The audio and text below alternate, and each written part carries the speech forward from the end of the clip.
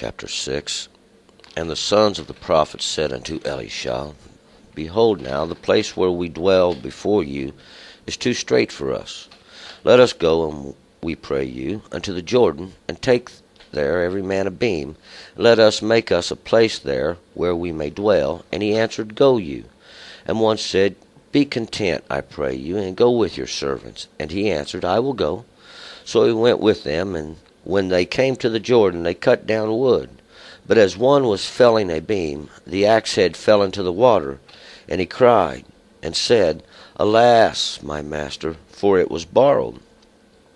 And the man of God said, Where fell it? And he showed him the place, and he cut down a stick, and cast it in there, and made the iron to swim. And he said, Take it up to you. So he put out his hand, and took it up. Now the king of Edom warred against Israel, and he took counsel with his servants, saying, In such and such a place shall be my camp. And the man of God sent unto the king of Israel, saying, Beware that you pass not such a place, for there the Arameans are coming down. And the king of Israel sent to the place which the man of God told him and warned him of, and guarded himself there, not once nor twice. And the heart of the king of Edom was sore troubled for this thing, and he called his servants, and said unto them, Will you not tell me which of us is for the king of Israel? And one of his servants said, Neither, my lord, O king, but Elisha the prophet that is in Israel telleth the king of Israel the words that you speakest in your bedchamber. And he said, Go and see where he is, that I may send and fetch him. And it was told him, saying, Behold, he is in Dothan. Therefore sent he there horses and chariots and a great host. And they came by night and compassed the city about. And when the servant of the man of God was risen early, and gone forth, behold, a host with horses and chariots was round about the city. And his servant said unto him, Alas, my master, how shall we do? And he answered, Fear not, for they that are with us are more than they are that are with them. And Elisha prayed and said, Lord, I pray you, open his eyes, that he may see. And the Lord opened the eyes of the young man, and he saw. And behold, the mountain was full of horses and chariots of fire round about Elisha. And when they came down to him, Elisha prayed unto the Lord, and said, Smite the people, I pray you, with blindness. And he smote them with blindness, according to the word of Elisha.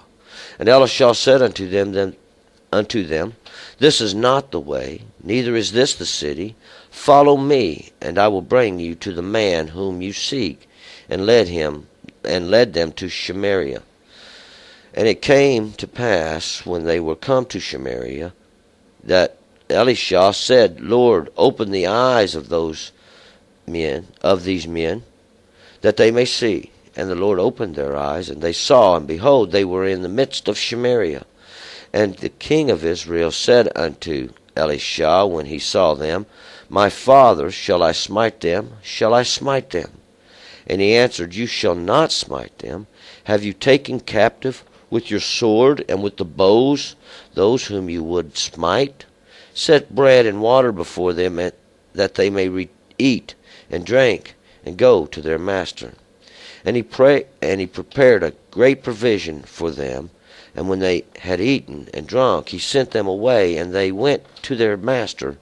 And the bands of Edom came no more into the land of Israel. And it came to pass after this, that Benhadad the king of Edom gathered all the host, and went up and besieged Samaria. And there was a great famine in Samaria. And behold, they besieged it, until an ass's head was sold for 80 pieces of silver, and the 4th part of a cob of dove's dung for 5 pieces of silver. And as the king of Israel was passing by upon the wall, there cried a woman unto him, saying, Help me, help my lord, O king. And he said, If the Lord do not help you, whence shall I help you? Out of the threshing floor, or out of the winepress? And the king said unto her, What aileth you? She answered, This woman said unto me, Give your son, that we may eat him today, and we will eat my son tomorrow. And we boiled my son, and did eat him. And I said unto her on the next day, Give your son, that we may eat him. and she hath hid her son. And it came to pass, when the king heard these words of the woman, that he rent his clothes. Now he was passing by upon the wall, and the people looked, and behold, he had sackcloth within upon his flesh. Then he said, God do so to me, and more also, if the head of Elisha the son of Shaphat shall stand on him this day. But Elisha sat in the house, and the elders sat with him, and the king sent a man from before him. But ere the messenger came to him, he said to the elders, See you how this son of a murderer hath sent to take away my head? Look, when the messenger comes, shut the door, and behold, hold the door fast against him. Is not the sound of his master's feet behind him? And while he yet talked with them, behold, the messenger came down unto him, and the king said, Behold, this evil is of the Lord. Why should I wait for the Lord any longer? All right, let's go back to verse 1. Now, yesterday we had talked about Naaman. He had been healed of his leprosy, and his leprosy had been put over onto the servant of Elisha, Gehazi, for he had went after Naaman, and because Elisha had not taken any of the gifts that Naaman had, and he took that which to himself of the treasures now, and these 2 talents of silver, even these 2 changes of raiment, and he had took them back and hid them in the house. And we see now this is basically just the same thing that Achan's done. He has taken now of that devoted thing that God had sought to heal. He had thought to do this, and we see that one has went to take advantage or reward for it. All right, today we're going to have several little stories here, and they are all a little unique. And what we're going to be talking about is this work of man, this work that man will do, and how God is going to turn it around. See, God's going to even take that which they will do, and turn it around, and we'll see. He's going to use it now to show the world that he is God, and there is no other. Verse 1, And the sons of the prophets said unto Elisha, Behold, now the place where we dwell before you is too strait for us. So now the sons of the prophets, these that were born from their teachings or their wives, have said to Elisha, my father's salvation, the mighty one's salvation, they're saying, this place here is too cramped up. It's too small for us. This word strait there can be interpreted too many different ways. But what they're saying is this place is too cramped up. It's too small. Verse 2, Let us go, we pray you, unto the Jordan. Take there every man a beam, and let us make us a place there where we may dwell. And he answered, Go you. So now Elisha is telling these sons of the prophets, they're saying, this place is too small for us now. Let's go build another place down by the Jordan, down by these waters that descend from the throne of God. And Elisha says, Good, go do this. And one said, 3, Be content, I pray you, and go with your servants. And he answered, I will go. So now they've asked him to come with them, and he said, I will. Verse 4, So he went with them, and when they came to the Jordan, they cut down wood. So now they get down to the Jordan, him and the sons of the prophets, and they start cutting these trees down, or we could say they start hewing them. They are hewing at the trees now there by the Jordan, these waters that descend. 5. But as one was felling a beam, the axe head fell into the water, and he cried and said, Alas, my master, for it was borrowed. So now they're chopping the trees down, they're hewing away at them, and the axe head flies off, and it flies into the water, into the Jordan here.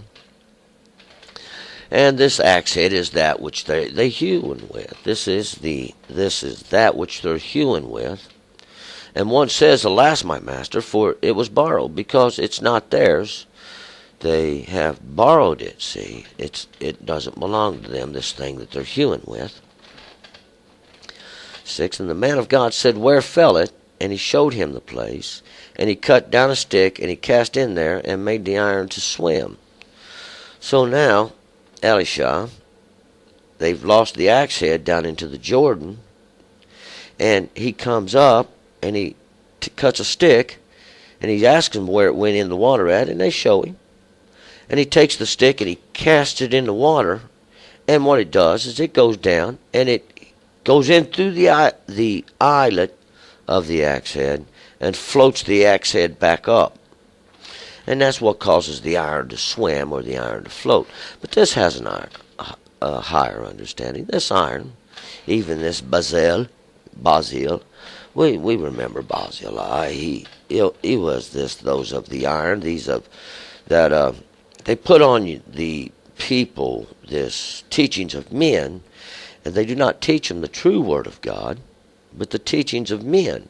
And that's what this iron represents, and that's what they're hewing with, see, these teachings of men there by the Jordan. Now, one is going to make this known. 7, and he said, Take it up to you. So he put out his hand, and he took it up. And the axe head was recovered, see, that thing which they were hewing with. It is made known, and it is seen. Now the king of Edom, verse 8, warred against Israel, and took counsel with his servants, saying, In such and such a place shall be my camp. We're going to switch stories here. 8, it's a new beginning. And we're talking about the king of Edom, this king of the enlightened ones. Once again, they're warring with Israel. Israel's had a lot of trouble with these enlightened ones. And Aram, or this king, we're going to find out, it's Ben-Hadad, is who it is. He has said, I'm going to put my camp here or here. I'm going to come against Israel from this way or that way. 9, and the man of God sent unto the king of Israel, saying, Beware that you pass not such a place, for there the Arameans are coming down. So now Elisha is warning the king of Israel, saying, Look, here's where the Arameans are going to be coming down. Here's where these enlightened ones are going to attack you. Don't be there. Verse 10, And the king of Israel sent to the place which the man of God told him, and warned him of, and guarded himself there, not once nor twice. So more than once now is what this means. Now, this beginning and witness now, what's going on here. Elisha, my mighty one's salvation, is warning this king of Israel how the armies of Edom, how these armies of these enlightened ones are going to attack. Verse 11, And the heart of the king of Edom was sore troubled for this thing, and he called his servants and said unto them, Will you not tell us which of us is for the king of Israel? So now the king of Edom, he's starting to expect. He's got a spy in the midst, or a traitor in the midst, and he's called his servants together, and he's asking them now, how does the king of Israel know these things, and why don't you tell me which one of you is telling him all this? 12, And one of his servants said, No, neither, my lord, O king, but Elisha the prophet that is in Israel telleth the king of Israel the words that you speak in your bedchamber. So the servant, he's telling this king of Edom, none of us is telling now these things, but it's Elisha, my mighty one's salvation, the prophet in Israel. He's the one telling the king of Israel all the words that you speak now in your bedchamber. And this bedchamber is there, this chamber where this place, how he's made his way in life, and these things made known, or by the deeds he's done. And he said, Go, 13, and see where he is, that I may send and fetch him. And it was told him, saying, Behold, he is in Dothan. So now the king of Edom, it's Ben-Hadad, we'll find that out here in a little bit. And that is the son of this mighty one who moves softly. He is told his servant, and he says, "Where is he at? Go and find out, that I may go get him." And his servant has told him now he's down in Dothan. And Dothan means this two wells, this place of two wells. 14. Therefore sent he there horses and chariots and a great host, and they came by night and surrounded the city, or compassed the city. So now the king of Edom, he knows where Elisha is at.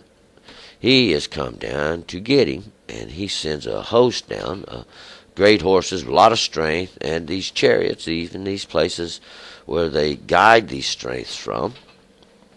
And they surrounded the city at night. So it's dark. And 15, and when the servant of the man of God was risen early and gone forth, behold, a host with horses and chariots was round about the city. And his servant said unto him, Alas, my master, how shall we do? So now we see here that this servant of God, this Elisha, and his servant, they've rose up early. They've got up early, a little early, and they've went out of the city. And behold, there's a host of horses, these great strength, and these forces, this army that's waiting for them all around the city. And the servant cries out to him, and it says, Alas, for now. See, this is a scream of a cry of, as if something is swooped down to take you away. This is a cry of fear. What shall we do? He wants to know. 16. And he answered, Fear not, for they that are with us are more than they that are with them. So Elisha tells his servant, he says, Now don't be scared, because we have more for us than they have of them. And his servant's sitting here looking at this mighty army, and he only sees him and Elisha. 17. And Elisha prayed and said, Lord, I pray you open his eyes, that he may see. And the Lord opened the eyes of the young man, and he saw. And behold, the mountain was full of horses and chariots of fire round about Elisha. So now this young servant is getting ready to get his eyes open. Elisha prays to the Lord and says, Open his eyes, and God does. And when he opens his eyes and he sees this great army all around Elisha, these horses and chariots of fire. See, this fire is that judgment that comes down from God. And they're all around the mighty one's salvation. Even these chariots of fire, these places where they shall stand and control the reins of the law of God. 18. And when they came down to him, Elisha prayed unto the Lord and said, Smite this people, I pray you, with blindness. And he smote them with the blindness, according to the word of Elisha. So now this whole host of the Arameans have come down to get Elisha. Him and his servants coming out of the city. They figure they'll just come on down and get him. And he prays unto God, and he says, Now smite this host with blindness, smite them with blindness. And God did. And this blindness is the sign of the end times, when God shall take away this understanding which we have, and we will be blind in it. This is going to be the confusion of all the world, this blindness here. And that's what the blindness represents. They cannot see. And Elisha said unto them, This is not the way, neither is this the city. Follow me, and I will bring you to the man whom you seek. And he led them to Samaria. Now Elisha tells them, after he has stricken them blind, he says, Follow me. I will bring you to the man that you seek. This is not the way. This is is this the city. You've come to the wrong place, he's telling them. And you're looking for the wrong thing. Let me show you where it's at. And he led them to Samaria. And Samaria is this place of the dregs. It's this place that was the mountain of watching that was made the place of the dregs. And it came to pass, 20, when they were come to Samaria, that Elisha said, Lord, open the eyes of these men, that that they may see. And the Lord opened their eyes, and they saw, and behold, they were in the midst of Samaria. So Elisha has greatly deceived them. The Lord has caused them to go blind now at his request, and he has led them to Samaria, this place of the dregs, and there we'll find this the king of Samaria. And this is an end time, and God and a prophecy, and now Elisha says, open these eyes, and the eyes are open, and there they are. They're in Samaria. 21. And the king of Israel said unto Elisha, when he saw them, my father, shall I smite them? Shall I smite them? Because now these ones that have been up against them have been delivered to them, and he's wanting to know, can I kill them? Can I kill them? Can I smite them? 22. And he answered, you shall not smite them. Have you taken captive with your sword and with your bow those whom you wouldest smite? Set bread and water before them, and they may eat and drink and go to their master. So now Elisha's telling them, no, you can't smite them. You can't destroy them. You have not taken them captive with the sword or with your bow. So you've not done this thing with might or with strength. But we're going to find out now, these things will be done with words, see, and with truths, because that's what's going to happen. 23. And he prepared a great provision for them, and when they had eaten, drunk, he sent them away, and they went to their master. And the bands of Edom came no more into the land of Israel. And these bands of Edom are these marauders, these ones that come in and attack, these enlightened ones that come in their little groups, trying to raid and steal. And we're going to see now, once they have understanding, all that's going to stop, because a great provision was prepared for them, and they did eat, and they did drink. And we'll find out now, this is in the end time of how this great understanding of God will be poured out upon all, even upon these Edom, upon these enlightened ones. And we'll see that they did. 24. And it came to pass after this, that Ben-Hadad, king of Edom, gathered all his host and went up and besieged Samaria. So after this little incident, we'll see now the bands of Aram, these marauders ain't coming in no more. But now Ben-Hadad, the son of the mighty one who moves softly, is going to gather up all his armies and go up and besiege Samaria, this place of the dregs. 25. And there was a great famine in Samaria, and behold, they besieged it until an ass's head was sold for 80 pieces of silver, and a fourth part of the cob of dove's dung for 5 pieces of silver. And we can see here now, there's a great famine in Samaria. Now there's nothing to eat there. This is going to represent this. They're starving now for the Word of God, even this understanding, that is the bread. This showbread, this understanding of the law. This is the bread. This is the whole understanding of God. This is your understanding, your knowledge, your wisdom. There is nothing else. And to understand this now, to not have understanding of this, is a great famine. This is the famine of the end time, even this famine that is in this place of the dregs.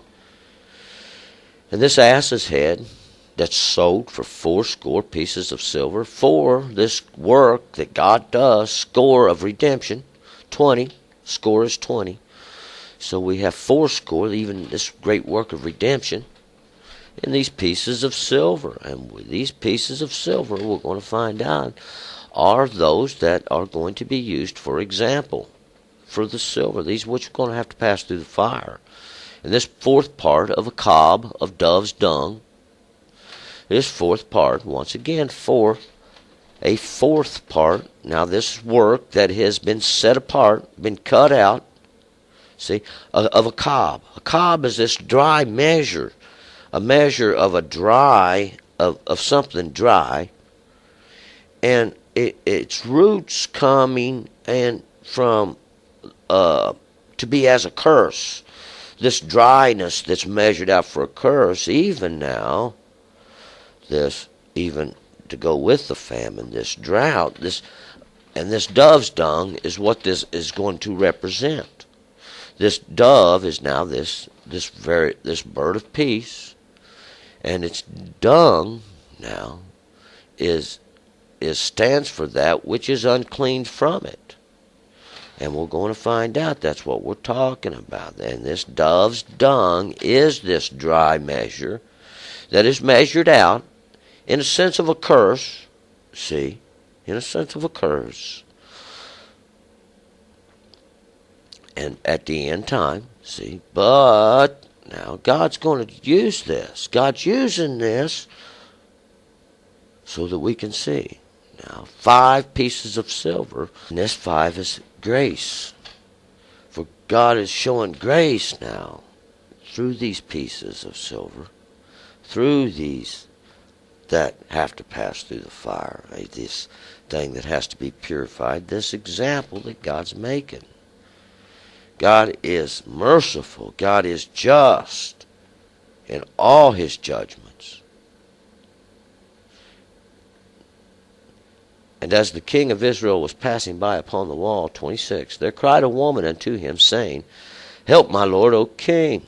So now this king of Israel, this king of those that have been, we'll find, that will be scattered in all the world, passing by upon the wall. Now this wall is that place that they built around the city, see, now to fortify it.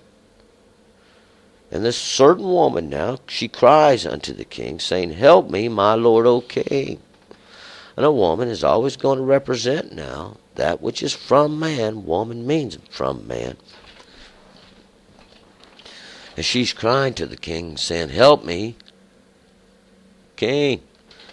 27, and he said, If the Lord does not help you, where shall I help you? Out of the threshing floor or out of the winepress? So now the king's telling this woman, if God can help you, how can I help you? Now out of the threshing floor or out of the winepress? And this winepress is that place where the grapes are squeezed, that place where these grapes, this that comes from the vine, this that comes from the vine that God planted, that he thought to bring forth a good harvest now. Even these wines are brought forth to this winepress. And the threshing floor is that where they're separated. Both are going to be judgments, see? Both are a judgment place. Now where do you want your help from? Because this is the only place the king can help you, see? God can't help you. This is the only place a king can help you. 28, and the king said unto her, What aileth you? And she answered, This woman said unto me, Give your son, that we may eat him today, and we'll eat my son tomorrow. And this is the horridness that's going on. We see this horridness. God wants us to witness this, because these 2 sons, now her son and my son, now this we see, though, this is going to have a little higher understanding. God always wants you looking for the higher understanding. 29, So we boiled my son and did eat him. And I said unto her on the next day, Give your son, that we may eat him. And she hath hid her son. So this comes up into the king's ears. And this woman says, We've boiled my son and we did eat him. And this boiled means, now, this boiling, this water that's boiling, this churning in it, see, represents this questioning, boiling. We've talked about this in the prophecies now. That's what this boiling represents. All this questioning. And that's what they're going to do to this woman's son, see. But now we see they've done this, but she's come now for the other son, the agreement was. But she's hid her son, 30. And it came to pass, when the king heard the words of the woman, that he rent his clothes now. He has rent his clothes. Now he was passing upon the wall, and the people looked, and behold, he had sackcloth upon his flesh. So now the king hears this, and he has ripped his clothes. He has torn his clothes. This was something they did a lot back then,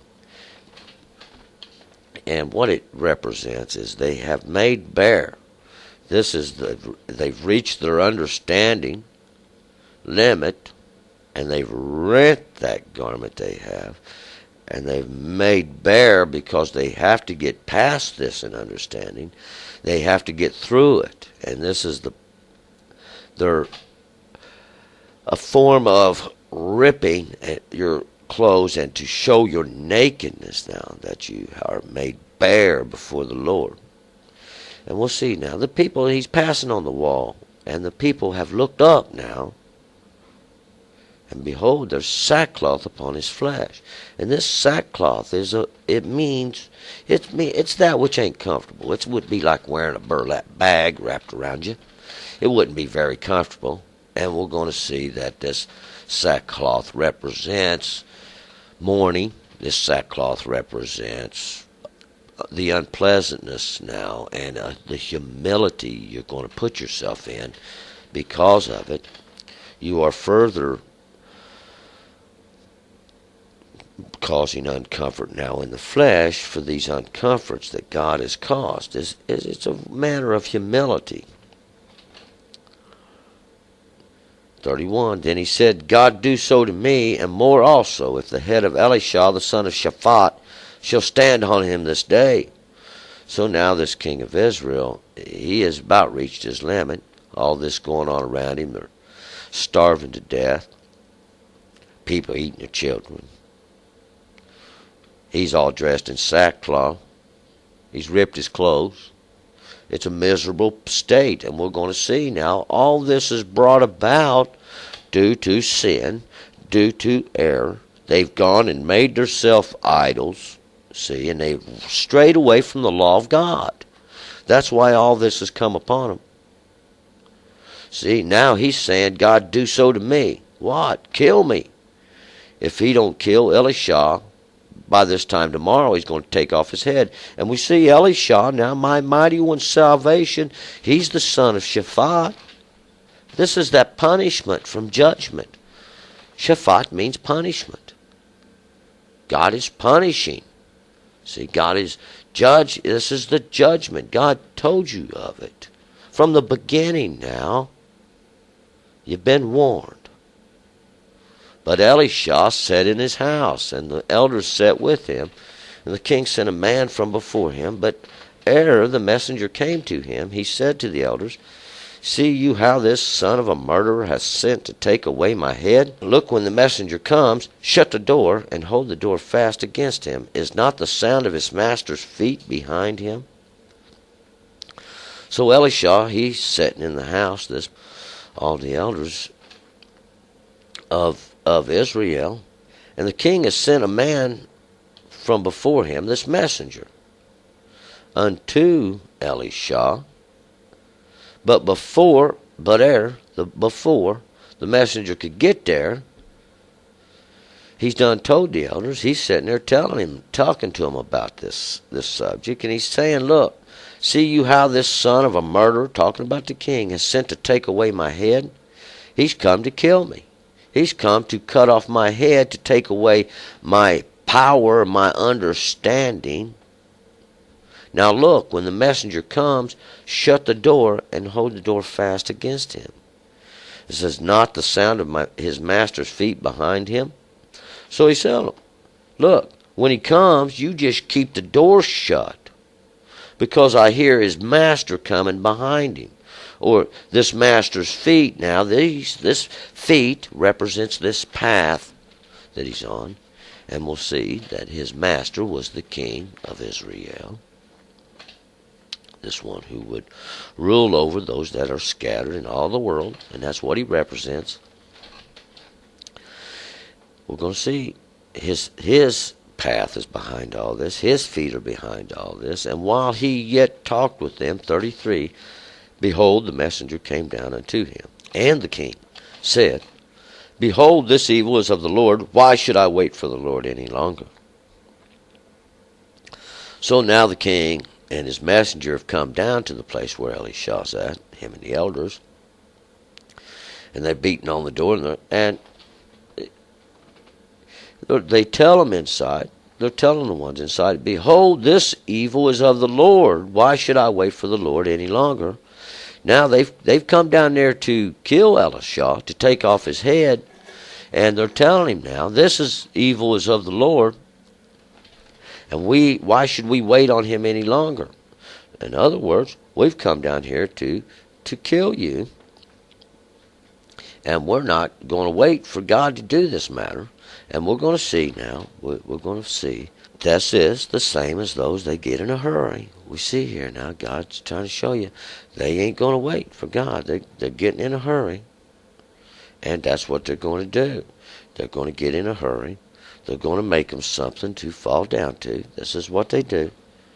It's the same thing, and the wheel goes round and round. But God's going to make an example of it so that we can understand this. This is the prophecies of the end time. See, we're talking about that same loop. All right, we're going to move on to chapter 7.